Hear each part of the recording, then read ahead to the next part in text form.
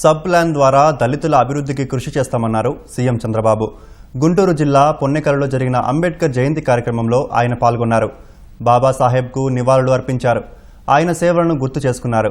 కుల వివక్షకు వ్యతిరేకంగా అంబేద్కర్ పోరాడారని, రాజ్యాంగంలో హక్కులను పొందుపరిచారని ముఖ్యమంత్రి అన్నారు. దళితులకు తెలుగుదేశం పార్టీ ఎప్పుడూ అండగా ఉంటుందన్న సీఎం, దళితుడిని లోక్సభ స్పీకర్గా చేసిన పార్టీ తెలుగుదేశమేనని అన్నారు. అంబేద్కర్ విదేశీ విద్యా దీవెనను మళ్లీ ప్రారంభిస్తామని చంద్రబాబు ప్రకటించారు. అందరూ ఈ విధంగా కూర్చొని మాట్లాడుతూ ఏలలేస్తూ కేకలు పెడుతూ ఆనందంగా ఉన్నామంటే ఆ మహానాయకుడు ఇచ్చినటువంటి రాజ్యాంగమే. ఆయన ఒక్క మాట చెప్పాడు, నేను నా ప్రజలకు ఆయుధం ఇవ్వలేదు, దానికి బదులుగా ఓటు హక్కు ఇచ్చాను.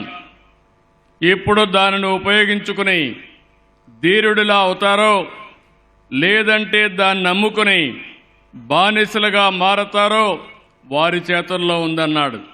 సమాజంలో అనేక విధాలుగా షెడ్యూల్ కులాలంటే, బడుగు బలహీన వర్గాలంటే ఎక్కడికక్కడ వివక్ష చూపించేవారు.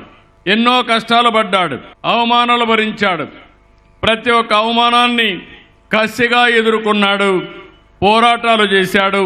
దళితులు అణగారిన వర్గాల కోసం యుద్ధం చేసిన మహాయోధుడు అంబేద్కర్ గారని చెప్పి కూడా నేను మీకు తెలియజేస్తున్నా. ప్రపంచంలోనే అతిపెద్ద ప్రజాస్వామ్యం, ఈ ప్రజాస్వామ్యానికి దశ దిశ నిర్దేశించిన వ్యక్తి అంబేద్కర్ గారు.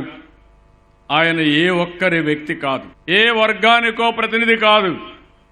ఆయన అందరి వాడు, మనందరి ఆస్తి, దేశ సంపద అని చెప్పి కూడా నేను మీకు తెలియజేస్తున్నా.